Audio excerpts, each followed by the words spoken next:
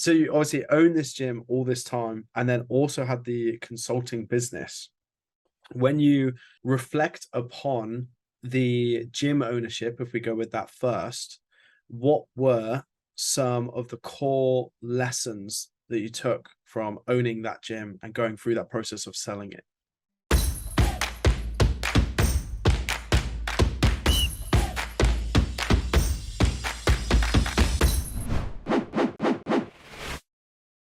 Welcome, everyone, to the main journey, a way for you to join me on a learning journey through life. My name is Samuel Main, and today we welcome Jason Skeesick to the show.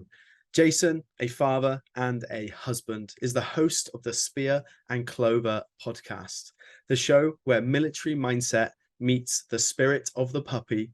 More on this to come. Jason has coached hundreds of renegade entrepreneurs who bet it all on their passions, utilizing his degree in finance and experience in the commercial world to help break down the fundamentals of business. On top of this, Jason has owned a CrossFit gym in Chicago for the past 12 years, is an Army veteran, having served 2 deployments in Iraq, and has a passion for Brazilian Jiu Jitsu, woodworking, and restoring classic cars. Welcome, Jason. Thanks for joining me. This is going to be a lot of fun. Samuel, you honor me, man. I really appreciate such a wonderful write-up, and I'm really excited to talk to you today, man. You've really got a great thing going here. Yes, sir. It's we got so much that we align on. I'm excited to chat, especially with some of your background. So I'd love to kick this off with a further insight into the Spear and Clover podcast. How did this come to fruition? Oh, that's great, man. So I'm going to have to take you back, I think 3.5 years. It was the summer, about 3.5 years ago. And so before the Spear and Clover was ever a podcast or a business or a coaching program, the Spear and Clover has been a part of my core values. And if you're watching the video, you can see I have the Spear and Clover logo tattooed on my forearm. And I'll tell you the story about it. So one of the things that I do every single week, typically when the weather is good, is I go on a ruck march with my 2 Australian Shepherds. We live here in the Indiana Dunes National Park, is right out my back of my house. And so my dogs and I will go on a ruck march. And so one day I have a 40-pound log on my shoulder and I have a 40-pound pack on my back, and we're doing 11 miles. So I'm head down and hoofing. I'm working. And the dogs are running out into the woods, and then they come back and check on me. And then they're running out into the woods and they're playing and rolling around in the mud, and then they come back and check on me. And so I'm head down, feet moving, working hard towards my goals, and the dogs are just fucking off and still keeping up with me easily. And so it just occurred to me in that instant that, this is a huge part of who I am when I'm at my best. I'm not only focused hard on my goals and 100% dialed in on laser focusing towards that task, I'm also taking time to enjoy my life, to spend time with my family and my friends, to pursue hobbies like you mentioned. And so for me, the Spear and Clover logo represents 2 of my core values, which are military mindset and spirit of the puppy.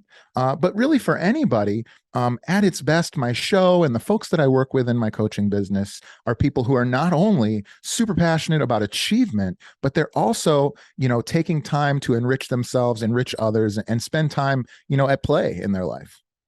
Love it. I love the spirit of the puppy. Yeah. That's so cool. It's so cool also to hear that you've pretty much completely embodied this concept and being able to apply it to then every aspect of your life, which is super interesting. It's funny because, a lot of times we talk about like how to have great employees and manage great employees. And it's like, if you have it written down before there's a problem, it's so easy to manage that employee. Hey, we already agreed the bathrooms get cleaned at 11. Well, by me doing my core values and really discovering these things about myself, I now have it written down. And so even when I'm not naturally living up to it, it's so easy to snap myself back into it. And I also have this little 5-sided puzzle piece that I can hold up to the world, and I can determine so much better why past relationships or situations either worked great or didn't when I thought they should have. And I can analyze and make better decisions about the future as well. Love it. Love it. So you on this tab, you're on this run, which for anyone who doesn't know, is where you load up very heavy with a backpack and probably some more as well, knowing the crazy stuff all the army vets get up to. But what was the next step? You had this realization. What did you then go on to create or to do? Yeah, so that's a good question. So this has been a personal brand for me. It'll probably be on my tombstone, right? And then it was a year ago next month. So it was a year ago in November. I sold my second business in 2 years. I sold the majority of my gym when I moved from Chicago to Indiana, and I sold my consulting business for gym owners to my partner at the time last November. And so I decided to take a year of service. I haven't had a client. I haven't had a partner. I haven't had any employees up until very recently. And I did a year of service, which meant that I started a podcast where I would interview entrepreneurs and just I've never gotten off of a phone call with an entrepreneur with less energy than when I got on. I told you before we even started recording, I can already tell that you and I are going to be fast friends and probably stay in touch. And I just love that. And that's been my experience more often than not. And so what I decided to do was, people tell you, if you want to know what you should be doing, what would you do for free? Well, for free, without being paid in the last year, here's what I've been doing. I wake up every morning. I spend time with my wife and my baby, Lucy, who's about 16 months old. I go to jiu-jitsu and kickboxing class, come home, take a shower, and either I'm recording podcasts or I'm on calls with entrepreneurs for a few hours, doing some, quote unquote work, helping people, connecting people. And then I spend time with my family. We put the baby to bed, and then it's time for adult time, whatever that means, watching TV or, whatever that may mean. And so I've done that almost every single day with very few variations. And so Spear and Clover was the natural extension of just my life's journey. And I think that, a lot of times I say there's two types of entrepreneurs, and I think I've been both. One type of entrepreneur who really wants to be successful, so they go and find a mission and create a business. And another type of entrepreneur who is so passionate about their vision and mission and the impact they want to make on the world that they're forced to turn it into a business. And that's where I find myself now. And it feels great. Love that. It's so interesting. So I got so many questions on. I Yeah. can't wait to delve into this. You obviously own this gym all this time, and then also had the consulting business. When you reflect upon the gym ownership, if we go with that first, what were some of the core lessons that you took from owning that gym and going through that process of selling it? That's a great question, and one that for 12 years of ownership could probably take me 12 years to answer, right? Because I was constantly learning about things that I was doing wrong or finding new insights about things that I had been doing correctly. But just to kind of break it down in like an overarching perspective, number one, I was very fortunate. I started the company with nothing. We were living and going to college in Chicago, and we had a stipend from the military. And two other military friends and I started a very dingy gym in a fourth floor of a warehouse. It was $1,000 a month for rent for a 7,000 square foot space, which, if you know what that means, it was insane. But it was probably worth 1,000. Like, we were getting a fair deal. But we grew that. The number one thing I would say is I learned about operating agreements. At a certain point, that gym was 7 years old. And at a certain point, my two partners decided that they wanted to spend their lives pursuing other things. And we were very lucky that we were very close friends, and we remain brothers to this day. But we didn't have a good operating agreement. We didn't have anything in place that dictated what should happen if people decide they don't want to do it anymore, if people decide they want to separate or sell their equity. That was definitely a big lesson that I learned. The second lesson that I learned was both in athletics and in business. When I tried to be the man, everybody around me wilted. As soon as I took a step back, it gave space for everyone to grow. And I'll address that for the athletes first. In the very beginning, and I certainly am not an elite, a top tier elite athlete, but in the beginning, I was probably the best or one of the best athletes at the gym, and would just win every workout. And for some reason, we didn't have a very competitive athletic output at that time. And you see this a lot of times in pro fighters gyms, by the way. But there was a time when I shifted my focus to weightlifting. I also had a shoulder surgery, so I had to take a step back. And then all of a sudden, as if by magic, we had tons of competitive athletes. And I would say at this point, but when I was getting ready to leave, I was at my least athletically competitive, still healthy and fit. And my athletes were at the highest level that they had ever been. And then separately, I could say the same thing about business. There was a time where I tried to wear all of the different hats. There was a time where I was the only one who could coach right, because it's impossible to take the magic between my ears and give it to anybody else. And I found that actually by taking that leap of faith and putting in all of the hard work to codify what I had previously thought was magic into a scientific document that could help my team to energize these different roles that I had been trying to do for so long, all of a sudden, I took a half step back and everybody under me took 3 or 4 steps forward. We dominated in that first year. And just ever since then, I've found that I do want my business to be the fuel for my rocket ship, but the number one thing that I can do is be the fuel for theirs as well. That's powerful. It's powerful. It's really interesting, the transition you went through of almost being an athlete to a business owner in a way, because I see that quite a lot, and especially in the CrossFit world, where the barrier to entry to owning a gym is lower than most other commercial gyms. And a lot of owners still run their gym because they want to train and they want to work out. Whereas actually, it's a business, and you can very distinctly see the difference between a gym that's run by an athlete compared to a gym that's run by a business owner. So that's super, super interesting that you mentioned that.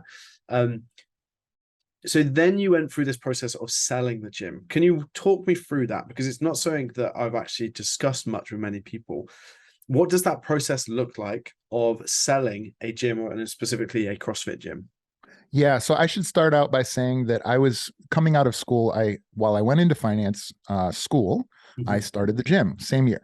Yeah. And then when I graduated, I became a commercial banker. And so my job was to analyze companies, to determine if they were creditworthy, to help them if they wanted to buy another company or if they were going to be selling to another company themselves. And so I did spend a lot of time being trained by the biggest bank in the world to actually do this. Separately, I recommend all gym owners, especially of service businesses, read the book Built to Sell. The book Built to Sell changed the way that I looked at my small business. And in such a way, even if you don't plan on selling it, it makes your business much more enjoyable to run. But to kind of explain a little bit of the things that meant for us, number one, when you have a small business, you can't be the tribal chief with all the tribal knowledge, because then they can't buy you. So there's no value unless, maybe your gym is worth the equipment and the membership if you have contracts for X amount of time. Right. Yeah. But what you can do, and what has gone through in detail in Built to Sell, is you can take the magic that's in your brain and you can codify it and scale it out scientifically, not magic, but scientifically, to your team. And once you have a proven process where you can say, hey, look, I have $5 of ad spend, I can go buy a customer. I have $5 of ad spend, I can go buy a customer, whatever the number might be. Yeah. Once you do that, now you have something marketable. In order for something to be valuable, so that's a cash flow fix. In order for something to be valuable, let's take a look at our balance statement. Most gym owners decide whether or not to have a contract based on if they feel like going after people with collections or whatever the case may be. This is missing the point. The reality is you're never, unless you want to go to court for $430 or whatever it might be, you're never likely going to enforce contracts in that way. But what we did find is as soon as we went from having no contracts, let's say we had 300 members at the time, my balance sheet said that I was worth like $76,000 or whatever the depreciated value of like the rubber on the floor and like the plates, right? The moment that I capitalized our contracts with our clients, and then I'm not going to get into too much detail. I could. All of a sudden my company was worth hundreds and hundreds and hundreds of thousands of dollars, and it has been ever since. And so when you want to make your company marketable, or frankly, if you just want to be able to go in and get a loan from a bank to go buy more equipment or start a second facility, you need to be able to demonstrate regular, repeatable cash flow, which is code for a acquisition system and good retention, right? And then you need to be able to show the value of this business. Here's a pile of contracts. Oh, and by the way, you can see our track record of collecting 97% of our contract value or whatever. It's so interesting, because I'd be very intrigued on how many gym owners or business owners do actually know their numbers to that level of detail. And that essentially leads me into then my next question is, what are the most common mistakes that you see gym owners or business owners making? For starters, I don't know that I would say it's a mistake. I would almost say they're cursed by what they're blessed with, you know? Okay. And the thing about fitness, and there's very few industries like this. I could think of a few, like being a rock star, I guess. But in fitness is one of the only businesses where the only reason you get into it, unless you buy like some sort of franchise, is because you're super passionate about fitness for yourself, for people, to help change people's lives. I don't think that most insurance agents start insurance businesses because they're super passionate about writing policies. They want to make money. Lawyers want to make money, right? But in fitness, that's the case. Well, the problem is so many people are so passionate about the thing that they think, if I can just crush fulfillment. Here, I've talked to 1,000 people that have this story. You just got to get in the door of my gym and you'll never want to leave. We have the best community. We have the best culture. I have best XYZ tactics. And the philosophy that we have, we squat with our knees over our toes. Oh, we squat with our hips behind our heels. Whatever, man. It doesn't matter, because you're not getting the people in the door. Right. And so the biggest mistakes that people have are probably, number one, thinking that being a great experience is going to make you a successful gym. That's number one. And the number two, I call the beautiful butterfly complex. The beautiful butterfly complex is, on the one hand, I have an idea that I'm a visionary entrepreneur, I'm an expert in my field, and I'm a beautiful butterfly. And on the other hand, how come everybody can't do what I tell them to do exactly how I want them to do it? Well, it's because you are either a beautiful butterfly or everybody is exactly capable of what you are. Those two ideas cannot coexist. And so what I try to teach people is, what you think is magic is actually science, and it can be reproduced if you take the time and do that. And then the last thing that I think people struggle with the most is, you mentioned to it, it's not knowing the vital signs of the body of their business. It's not tracking KPIs. They don't know how much it costs to acquire a client. That's the most powerful thing I ever learned. Once I figured out how much it cost me to buy a client, I just had to figure out what I wanted to charge and how much times ROI I wanted to make. And then immediately things turned around. That's one thing. Knowing what your retention is, knowing when to predict. I literally have a drawing up of it on this whiteboard right here. Knowing when to predict when you're going to lose clients. Those types of things. People, I would literally wake up in the morning every single day with my firing eye closed, just in case there was a firefight. And I would look at like 3 numbers before I ever got out of bed. It was the first thing I did. And I still continue to do that in some way, but I'm not currently running a business with KPIs. So it's a little different. Love it. You are quite literally speaking my language. I know. I could tell, man. Game recognized game, buddy. I saw a kindred spirit as soon as we got on. I love it. So one of the things that I do with my personal coaching clients, and I help businesses scale predominantly online, I help them focus on 3 different areas, which is client inflow, which is exactly what you've spoken about, fulfillment capacity, so ultimately how many clients can they handle, and then client lifetime value. And these are all of these metrics that you're speaking about. So I'm smiling from ear to ear over here. So you've gone through this process then with the gym. You also started the consulting business that you mentioned. Can you tell me a little bit more about that, and that process for you of starting that up and then also selling this gym, that business? Sorry. Yeah, absolutely. So we're getting ready to launch so if you're talking about my previous business, correct? So I was involved in a very large mastermind for gyms, the biggest one, Gym Launch, from a very early stage. I was one of the very first people in that mastermind, and was able to learn a ton from Alex and Layla Hormozi, who are still very important to me and near and dear, as well as many other gym owners that I developed relationships with there. We used some of the information that they gave us to scale our gym rapidly. We went from $9,000 a month to $90,000 a month in about 18 months. We grew incredibly.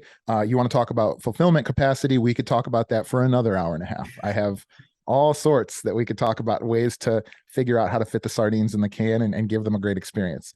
But from there, I became a coach for them and really enjoyed it. It was an unbelievable opportunity. It was a part-time thing because from the bank, I learned I'm nobody's employee. Well, at a certain point, they wanted to level up their professionalism, and so they canceled the part-time program, which meant I had to either decide to be an employee or would have to stop coaching. And that was just not an option for me. And so me and one of the other coaches from that company started a company called FitBiz Innovators, which became FitBiz University. And we worked with a couple hundred entrepreneurs, and that company continues. I sold my portion of it to my partner when I determined that I just wasn't interested in continuing to only teach tactical stuff to gyms. And so for me, this last year has given me time to think about what I wanted to do next. And I'll tell you, I didn't start with the idea. I started with this question: what would I stand on a mountaintop and fight for and really sell and really push? And those things are simple. If you've been listening this entire conversation, you probably already know what they are. It's core values. It's foundations like core values, mission statement, understanding how to set big goals and then break them down over years to achieve them. It's scaling the magic between your ears from inside of you to out into a team using frameworks that are designed to make it so everybody on the team has zero uncertainty on what they can be doing right now to win your championship, right? I'm from Chicago. And then the third thing we do is flow. So we teach you how to manage the team from the field, how to know what numbers are important, what numbers aren't that important, and how to track them regularly without having to be knee deep in spreadsheets all the time, which is why we're launching a software as well. But I want to talk a little bit about the metaphor. The reason we named the company what we named it is this. For 30 years, I've been a Bears fan. And over that time, every single year, they hire a new coach, they draft the best players, and they bring in new playbooks. And every single year, we lose.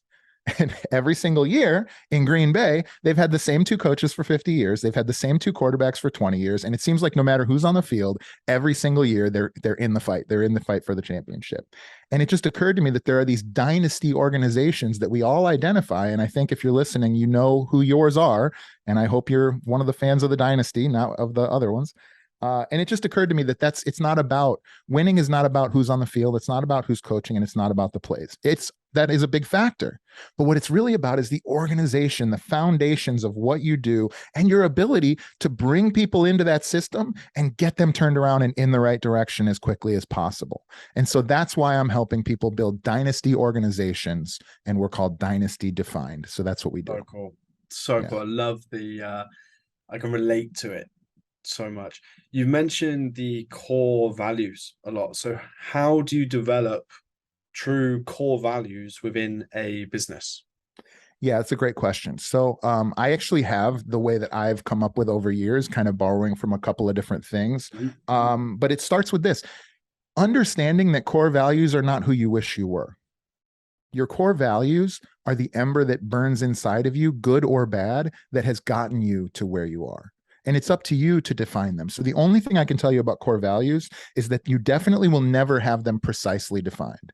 But what we're trying to do is we're trying to do the best job we can to identify those traits that make us us, so that we can see them in others and we can see them in the things and decisions we make along the way. And so that process takes a few weeks, but typically it starts with making a list of who you are and being as honest as you can. And then I help you to winnow it down to, I prefer to have anywhere from 3 to 5 core values, never more than 5. And I also have a way where I, like a lot of times I think people's core values are very undirected, which means they could have 5 core values about how tall they are. It's like, okay, well, you got one thing nailed. And so I have core values for different elements of who you are and sort of how you behave and things like that. And then you copyright it. So you take the essentialist path, you try to, say more by saying less. And it's like my favorite thing to do. That's so cool. And obviously that then grows from yourself, your own values, but then also into your team and into your business, which is super important. So you've also mentioned about training a team, but how do you go about building an actual strong and efficient team that's going to help you scale your business? It's a great question. So I should backtrack just a half step though. There are 2 different types of core somethings. There's core values and there's core tenets. Depending on you and your business, there's going to be a better path for you. You should choose one or the other. If you're like the charismatic tribal central figure of a community, or if you're selling a lifestyle, if you're liquid death, it's core values. You're selling a version of yourself. And there's some huge value to that. The value being that the people you employ should reflect you and should be effortless to spend time with, but they're really hard to find. core tenets are the behaviors with which you wish to conduct business. We want the customer to be always first. We want never to turn down a request. We want to have it always on time. We want to under promise and over deliver, whatever. Those are tenets. The nice thing about that is you can find a broader audience to live up to tenets, and you can enforce them to change towards those tenets. If you find a core value mismatch, you're almost never going to be able to get them to become a core value fit. Does that make sense? Yeah, I love that approach too. It's not something that I've heard much of. I've heard people using values in to aid in the hiring experience and actually kind of assessing someone by their values. I do that. Yeah, I do that for me personally. So to step back to hiring, and I'm actually putting out a free course on hiring in the next month. So if you're listening to this, come check out spearandclover.com because that's going to be on there for free, because it's something that I think I've been doing a lot of market research for this course. And the number one thing that people have told me, it used to be leads. The number one thing is finding employees that won't quit. Because I think what people are finding is that you can't just hold money in front of people and get them to be, a slave to your business anymore. 2020 has rearranged people's priorities. The skill that the fortune that I've had, Samuel, is that I've never done that. If you own a CrossFit gym, you become an expert of employing a professional team who doesn't make a lot of money. They're there because they love it, and they're there because they're passionate. And so I've had this advantage I never even realized until the world fell apart, because we didn't lose staff. We barely lost that many clients. We did eventually over the course of time, but we got a lot of those folks back. I have employees that work for, Andrew, who's my business partner and runs the gym day to day now, but they've worked for us for 10 years, some of these people. And there's a reason for that. And it's because we draft as opposed to trading. And so for my business, we draft. We find people that are core value fits, and then we teach them the tactical stuff they need to know and how to be a part of the team. And because we've already identified them as fits. When I've personally tried to trade for other professionals from the field, I've had varying levels of success, but it hasn't been quite as good. That being said, that's how I do it. There's a lot of people that I know that are very effective at trading for other professionals, having a great negotiation process that results in an unbelievable employee. But you do need to sort of decide, do I want to be somebody that drafts talent, or do I want to be somebody that trades for talent? And for me, I love investing in people. Like when I talk about my staff, I'm talking about family. Like we've gone on trips together. We took the team to Hawaii one year. We've gone in RV trips to the CrossFit games. I was just at a wedding recently where there was probably 30 people at a 150 person wedding, all from the gym. And so, I think if you're listening to this and you're familiar with CrossFit, I think the power community. Yeah. So it's really interesting. So I've hired probably 10 people in the last like 3 or 4 months. It's a challenging process. There's no easy way to go through it. If anyone who's hired a lot of people, it's a lot of interviews, it's a lot of reviewing the resumes, it's a lot of debate in a way. If there was one piece of advice that you could give to someone that was making their first hire or was starting to build a team, what would it be?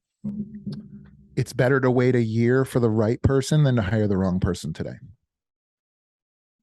No matter how bad it might feel, what you're doing right now, if you're doing everything, it's way more detrimental to have a second person, because what happens is a second person who doesn't fit. Because what happens is you'll actually end up spending all of your time trying to make sense to them. They're not going to understand the way that you're communicating with them. It's very, very difficult, especially if you're talking about your first hire. I'm not talking about, Microsoft or something.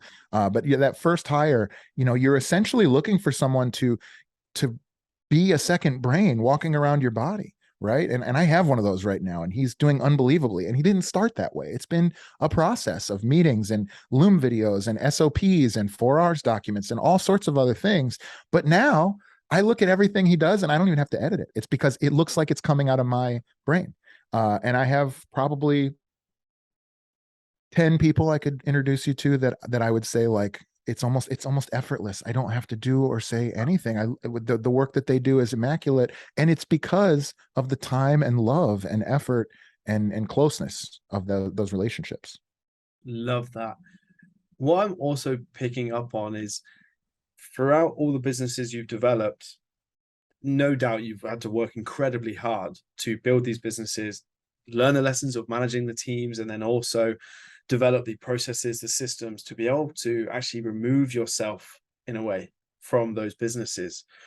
So if someone right now is the jack of all trades, they are doing everything in their business, what steps can they take to start to remove themselves from the business and to get to the place where you are, where you've got this now freedom to do what you'd like? So I think the very first thing that you have to do is you have to look in the mirror. You have to become someone who doesn't assume that you're right about everything, that doesn't hide behind limiting beliefs, that doesn't, because these are stories we tell ourselves to keep us where we're at in this comfortable place. You may have had a bad experience hiring somebody. You need to understand whether it's extreme ownership, if you want to go the Jocko Willink route, or whatever, you need to understand that everything that happens in your business is you're responsible for. And so in order for that first cell to divide, you need to have the mindset of, number one, it's not about me being right with my opinion. It's about me seeking the correct thing. And as soon as you do that, you're right all the time. I get into a disagreement with somebody, and as soon as I figure out they're right, I go, oh, you're right. Now that's my opinion, so I'm right. Cool. Like, I never lose arguments anymore because I'm so willing to be wrong. Well, in the same way at business, you need to be so willing to go like, what do you think? How would you solve this? And if they say something that's just patently false on its face, explain to them why. One of my mentors and a very close friend of mine, Martin Rawls-Meehan, I worked for him for a little while. And not only is he the most successful person that I can call a close friend, he's also I've never seen him raise his voice at an employee. He's the smartest person I know probably, and I've never seen him make anybody feel stupid. And those are the types of traits that real winners have. I really believe that. And he's never worried about competition either. You know what I mean? It's the people that are scrapping in the middle. It's like the people at the very top and the people like chilling on the beach in LA with no job or house. Like, those are the people who like really got it figured out. It's just this guy ended up doing it and also being successful. Love it. I love it. It's really interesting hearing you speak. You've got so much knowledge in so many different aspects: the business, the managing of teams, the health and fitness side. You've clearly also been on a big journey yourself to raise your own awareness, the personal development, some of the spiritual stuff too. I'd love to just get an insight into your journey from a personal development point of view and how you've got to this place today, where now, from the outside looking in, it's exciting to see you're on this clear mission and building some really cool things. I'd love to learn a little bit more about that personal development journey that's gone alongside the business journey. So for starters, thank you, by the way, but for starters, let's talk about identity. I think as a young man, and women too, but I can speak to a young man. Yeah. As a young man, your identity, very young, your identity is ascribed to you. Oh, wow, you're fast.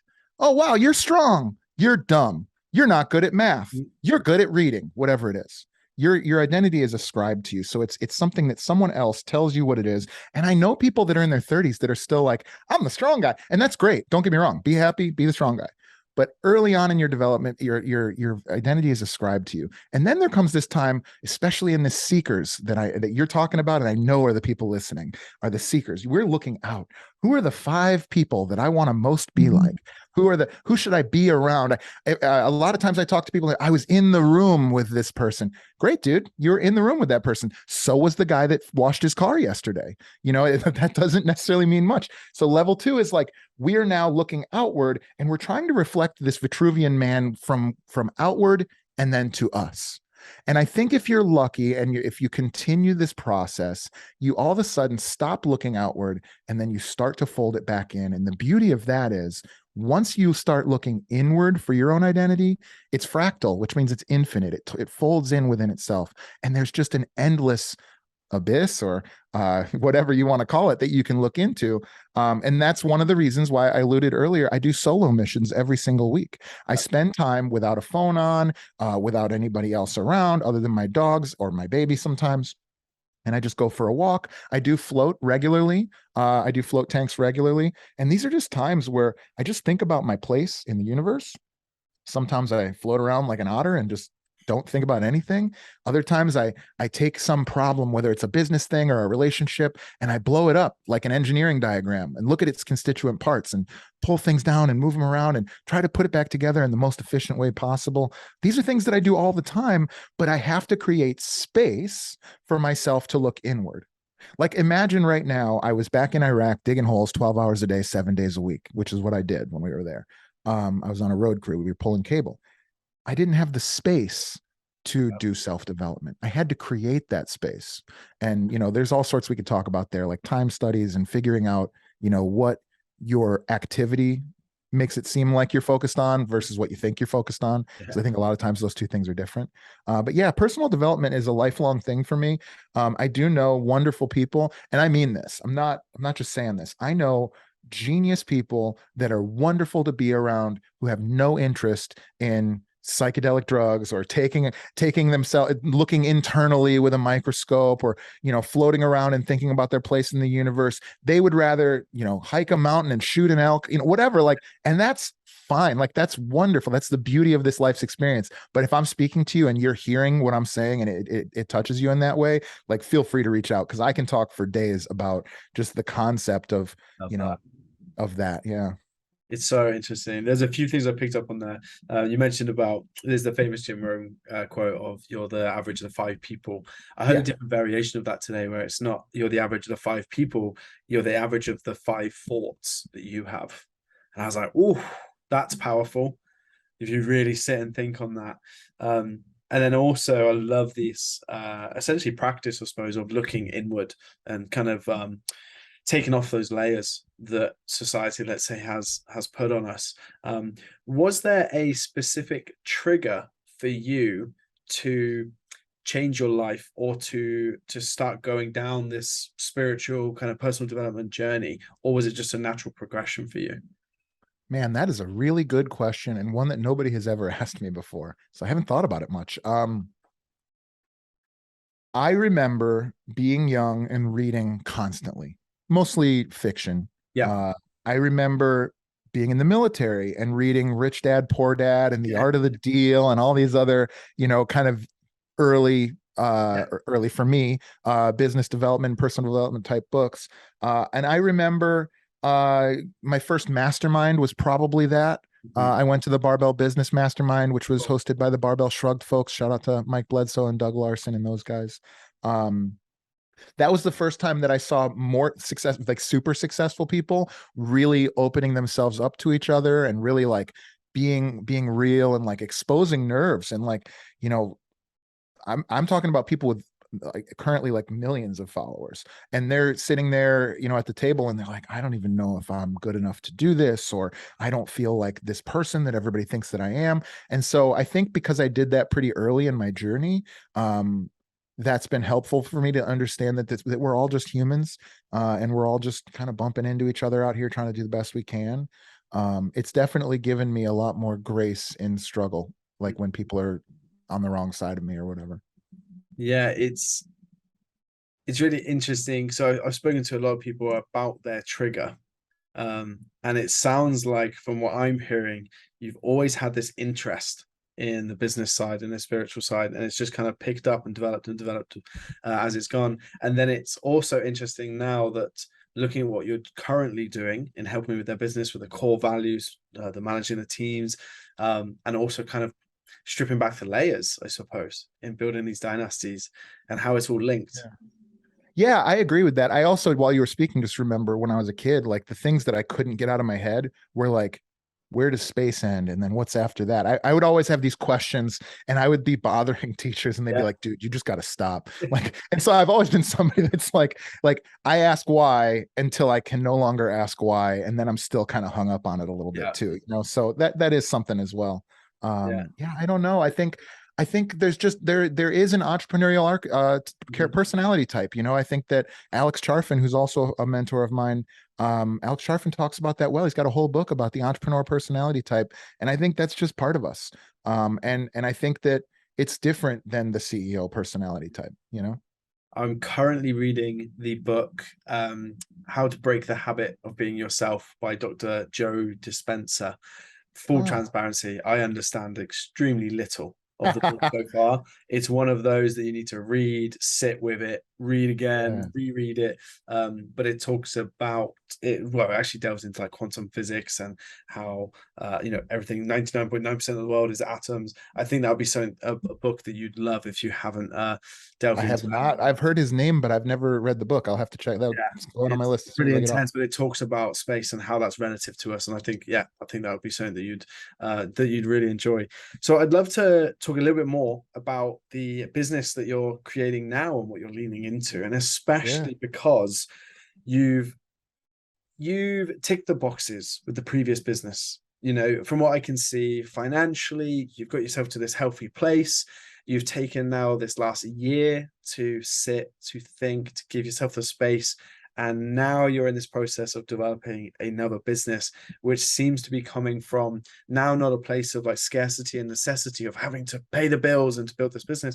Now it's a place of, no, this is truly something that I want to do. That's really exciting. So I know that there's a launch coming up, but can you tell me a little bit more about what it is that you're specifically doing in that business and how you help people? I sell three things. I sell health, I sell wealth, and I sell relationships. That's it. And I think that as much as I would love to dig into like all of the tactical things that we will walk through in this course, it's a 12-week program. It's a cohort program. The biggest thing I could tell you is I'm so glad that I read Essentialism by Greg McCown right before I really started to actually create the course, because I think there's this thing where you go like, I know all this stuff and I've learned all these lessons and I'm going to write a 15,000 page book and then everybody's going to throw it away. And so what I've actually done is very, very simple. And it's very, very essential and foundational. And so what this journey will be like is going through very short, I'm talking like a 1.5 minute long videos about a concept, then working on it a little bit, playing around with it, and then bringing it to the workshop, which we're going to meet together in a group to discuss. Because to me, the CrossFit community, the business I had previously, just spending time with me in life, I'm always connecting people and love spending time around other people. I spent time at my friend Mark England's boathouse a couple weeks ago. There was like 30 of us in a 4-bedroom house, and it was wonderful. And so to me, it's like, pass on information, challenge people's limiting beliefs, and build community of like-minded people that want to take over the fucking world. And that's all. I absolutely love it. It's so great that you mentioned about wanting to pass over that education. Yeah. Because I also done this. I built a massive course that honestly would be worth a considerable amount of money because the amount of value that is in that course. But as soon as I started working with clients, they were like, I don't want to go through all that. Can you just tell me quickly and I'll go and implement it? So I was like, wait a minute. There's a steep learning curve for me here. And it sounds like you've kind of gone through that. Well, I also take the position that I don't have all the answers, but I have really good questions. And so like, if you want your business of your dreams, there might be somebody out there who can tell you exactly what decisions to make where you're going to end up with the business of your dreams. But I can tell you that I can hit 99 out of 100 people just by asking them the right questions. Does that make sense? Yeah. So I'd much rather, because when that person comes to you and says, hey, what's the best fire marketing play that I can run to make 50 grand next month?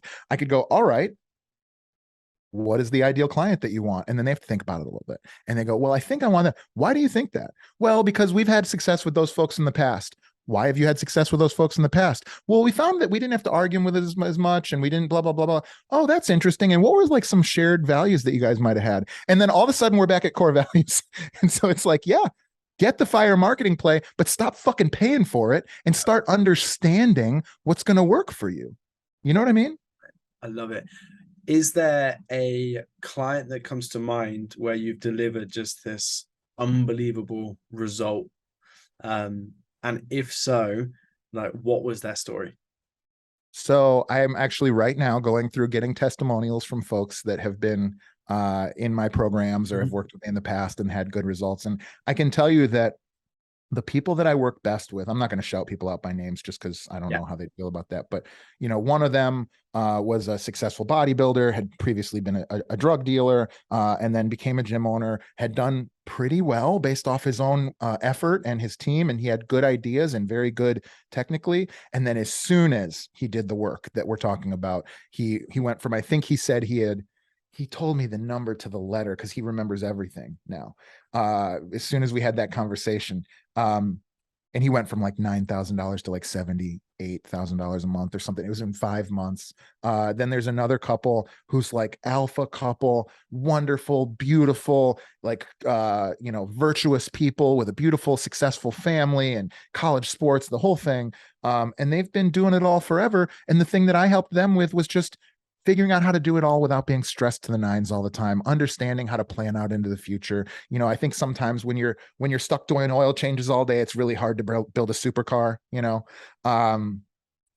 so I can think of several people, but if I were to describe that person, it's somebody in a service business who's got a big mission that they really are passionate about, and they're already profitable, but there's a lot of waste and their scale is limited. And so like you've figured it out. You figured out how to be good at what you do. You care about it. You try, you give your customers a great result. I can help you to reproduce that result through your team and to scale your impact on the world. Love that. And the impact of that compounds so much. Yeah, because you see, I can point you towards a few different gyms that have started out of our gyms. I can point you towards a few different business coaches that I used to coach. I can point you to, you see what I mean? So yeah, I think, Doug Larson from Barbell Mastermind and Barbell Shrugged talked to me about, I think he called it like the cycle of enthusiasts or something like that. He's like, let's use CrossFit as the example he was using. He's like, you start out unwell and unfit, you find CrossFit, it changes your life, impact of 1.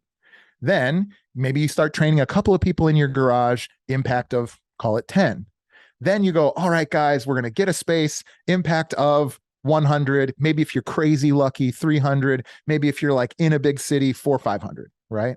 And then you go, I'm going to work with gym owners. Now you work with 100 gym owners who each have tribes. Great. You're the wolf leading a pack of wolves leading packs. Great. Love that.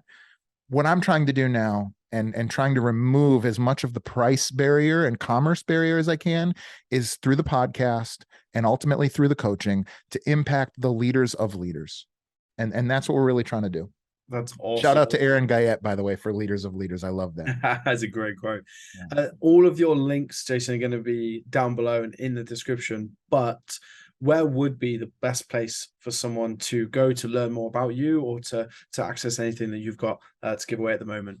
Yeah, so it's spearandclover.com. You can learn about our programs. You can learn about me, about some of the things that we've done and what we're doing. We also have a free Discord channel. It's the Spear and Clover community. You can access that in the show notes below, or you can access that on our Instagram.